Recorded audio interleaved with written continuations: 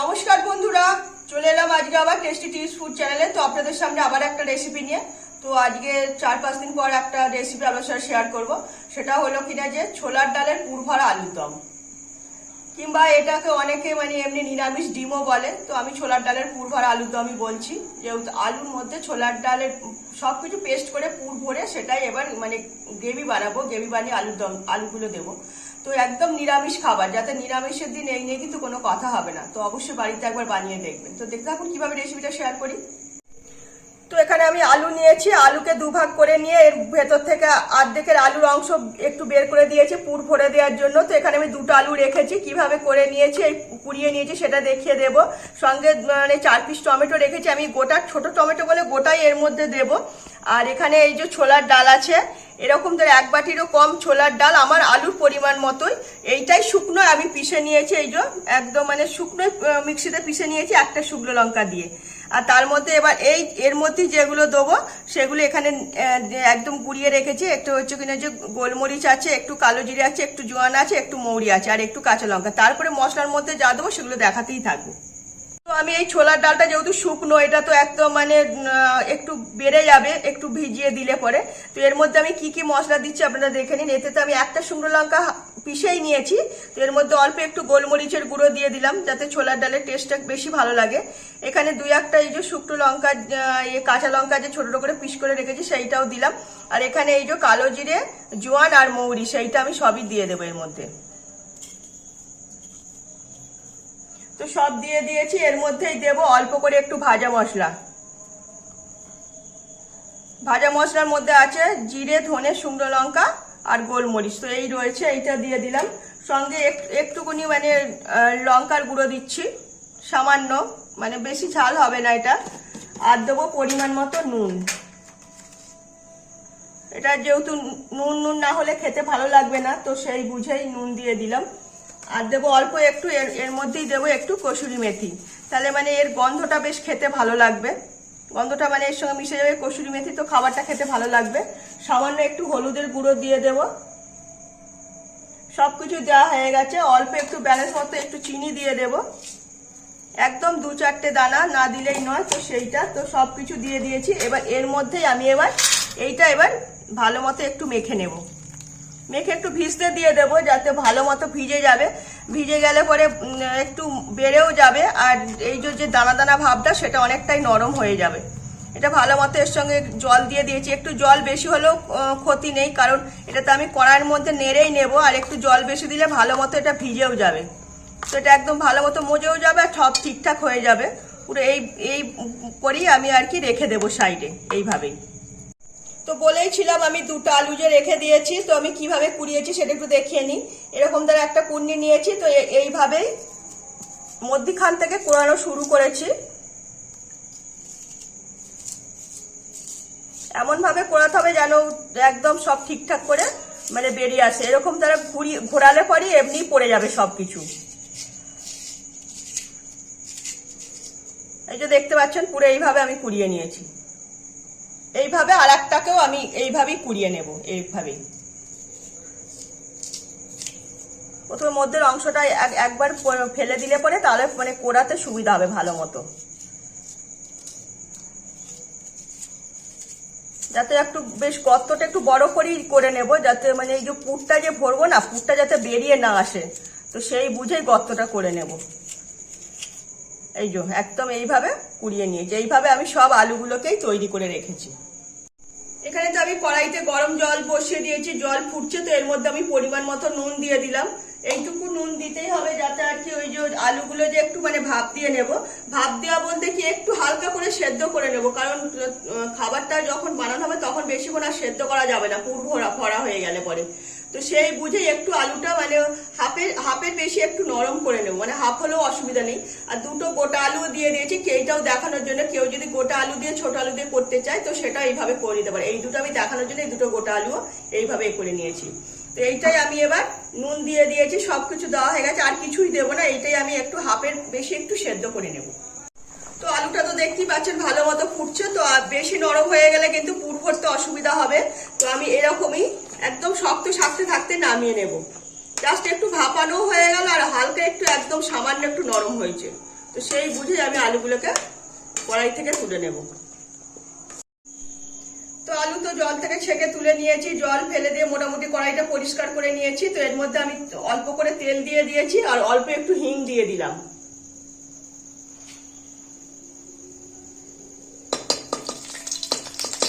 একটু তেলের সঙ্গে ভাজা করে নিলাম। এর মধ্যে এই যে ভিজিয়ে রাখা যে ছোলার ডালটা সবকিছু মেশানো, সেটা এর মধ্যে ছেড়ে একটু নেড়ে নেব।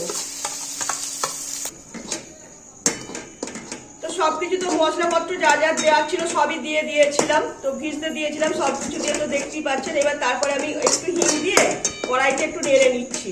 নেড়ে নিলে এই কারণে এই যে কাঁচা গন্ধটা যে ডালের সেটাও চলে যাবে, উল্টে এই যে জলটা আছে জলটাও শুকনো হয়ে যাবে। তো এইভাবেই কিছুক্ষণ একটু নেড়ে একদম একটু শুকনো শুকনো করে নেব। তো দেখতে পাচ্ছেন পুরো একদম শুকনো ডালা ডালা হয়ে যাচ্ছে, পুরো শুকনো হয়ে গেছে। তো এটাই আমি এবার কড়াই থেকে নামিয়ে নেব। তো আলু মোটামুটি হাফের বেশি সেদ্ধ হয়ে গেছে, দেখতে পাচ্ছেন একটু নরম হয়েছে কিন্তু সেদ্ধ হয়নি, পুরো শক্তই আছে। তো এরকমই তৈরি করে নিতে হবে। তো হালকা ঠান্ডাও হয়ে গেছে। তো এখানে পুরটাও একটু চাড়িয়ে দিয়েছিলাম, তো পুরটাও একদম একটু ঝুরঝুরে টাইপের এসে গেছে অনেকটাই। এবার এইটাই এবার এই আলুর মধ্যেই ভরে নেব,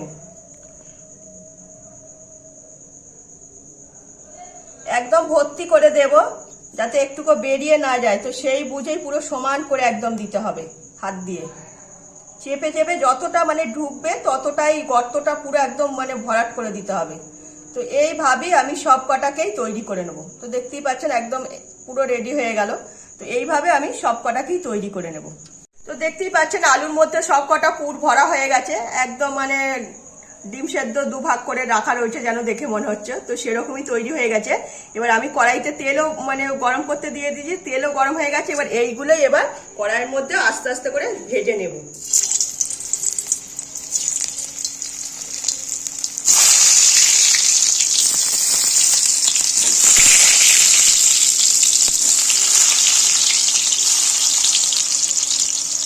উল্টে পাল্টে একটু লাল লাল করে ভেজে নেব। মোটামুটি আমার সেদ্ধ হয়ে গেছে, আলুগুলো ভালো মতো ভাজাও হয়ে গেছে। তো আবার একবার আমি মধ্যে একবার এইভাবেই উল্টে দিয়েছিলাম যাতে ডালটা কাঁচা না থাকে, পুরটা আর কি। তো উল্টে দিয়েছিলাম, আর একবার উল্টে এবার আমি এইভাবেই ভেজে তুলে নেব। তো ভালো মতো আমার আলুগুলো পুর ভরা আলু হয়ে গেছে। এইগুলোই আমি এবার কড়াই থেকে তুলে নিচ্ছি। তো দেখতেই পাচ্ছেন কি সুন্দর পুরটা হয়ে রয়েছে, একদম ভালো মতো পুরটা ভাজা হয়েছে। একটু ধিমি আছে, সময় নিয়ে ভাজতে হবে যাতে আলুটাও সেদ্ধ হয় আর পুরটাও এইভাবে লাল হয়ে যাতে ভাজা হয়। তো সেই বুঝে আপনাদের ভেজে নিতে হবে। তো সব কটা তো আমার ভাজা হয়ে গেছে, আলুকে পুর ভরা আলুটা। তো এবার আমি ফোড়ন দিয়ে দিচ্ছি, তেজপাতা আর শুকনো লঙ্কা, দারচিনি, লবঙ্গ, এলাচ ফোড়ন দিয়ে দিলাম। যেহেতু নিরামিষ খাবার, তো আপনারা এটা যদি আমিষ করেন তো পেঁয়াজ রসুন দিলে দিতেই পারেন। তো আমি এটা নিরামিষই বানাচ্ছি যাতে নিরামিষের দিন খাওয়া যায়। এবার এর মধ্যে আমি পরিমাণ মতো এক এক করে মশলা দিয়ে দেব। অল্প করে একটু জিরের গুঁড়ো দিলাম, একটু ধনের গুঁড়ো, একটু লঙ্কার গুঁড়ো আর একটু হলুদের গুঁড়ো, এইটা দিলাম। দিয়ে একটু অল্প করে একটু জল দিয়ে দিচ্ছি, মশলাটা ধরে যেত। জল না দিলে মশলাটা পুরো পুড়ে যাবে। তো তাই জন্য জল দিয়ে দিয়েছি। এবার এর মধ্যে আমি পরিমাণ মতো এবার আদা বাটা দিয়ে দেবো।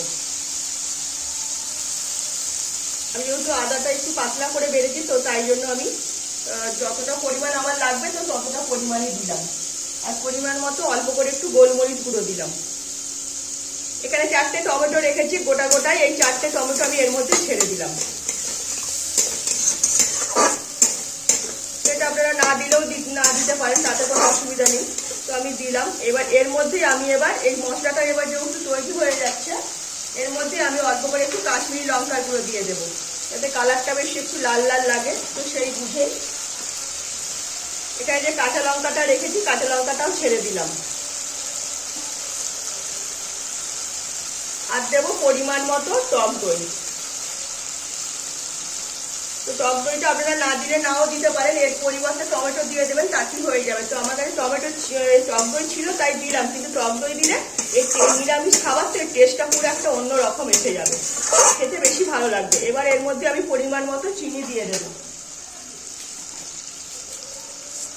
একটু টক একটু মিষ্টি, তো সব রকম ব্যালেন্স মতোই দিতে হবে যাতে সব ঠিকঠাক আসে, তো সেই বুঝেই করে নিতে হবে। এবার দেবো এর মধ্যে একটু ভাজা মশলা। যে ভাজা মশলাটা আমি দিয়েছিলাম, জিরে, শুকনো লঙ্কা, গোলমরিচ আর হচ্ছে ধনে, যে ভাজা মশলাটা সেটাই অল্প করে দিয়ে দিলাম। এবার মশলাটা কিছুক্ষণ একটু আগে কষিয়ে নেব। এইতে আমি নুন দিয়ে দেবো, পরিমাণ মতো নুন দিতে হবে। নুনও দিয়ে দিয়েছি। তো এইটা আগে কিছুক্ষণ কষিয়ে নিই, তারপরে কি দেবো দেখাতেই থাকবো। তো টমেটোগুলো নরম হয়ে গেছে, তো এটা মশলাটাও তেল ছেড়ে দিয়েছে। এবার এর মধ্যে এখানে আমি কাজু, কিশমিশ আর মগজদানা যে বেটে রেখেছি অল্প 1 চামচ, এরকম দ্বারা 1 চামচের পোস্ত, তো সেইটাই আমি এর মধ্যে দিয়ে দিলাম।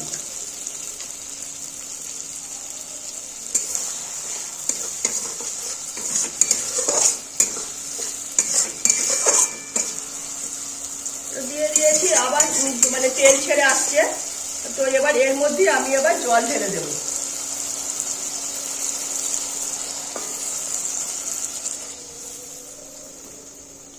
আলু যেহেতু হাফের বেশি সেদ্ধ করে নিয়েছিলাম, তারপরে ভাজার সময় তো অনেকক্ষণ ধরে ভেজেছি যাতে আলুটা নরম হয়ে যায়, যেমন আলু ভাজা হয়, তো সেই বুঝেই আমি আলুটা ভেজে নিয়েছি। তো আলুটা আবার এতে বেশিক্ষণ সেদ্ধ করতে হবে না।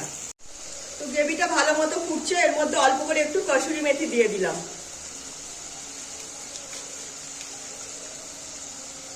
এখানে অল্প করে একটু খোয়া ক্ষীর আছে, এটা আমি দিচ্ছি, তো আপনারা না দিলে নাও দিতে পারেন, তাতে কোনো অসুবিধা নেই। তো আমার কাছে ছিল, দিলাম। তো খেতে ভালো লাগবে খাবারটা, তো সেই বুঝেই দিয়ে দিলাম। আর দেবো এর মধ্যে গরম মশলা। মানে গ্রেভিটাকে পুরোই মোটামুটি রেডি করে নিচ্ছি। তো তারপরে এই পুর ভরা আলুটা ছাড়বো, পরিমাণ মতো ঘি।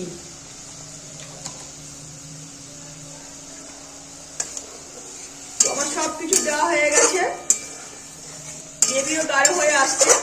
এবার এখানে এই যে পুর ভরা যে আলুগুলো রয়েছে, যে সেগুলো আমি সব এক এক করে এর মধ্যে দিয়ে দেবো।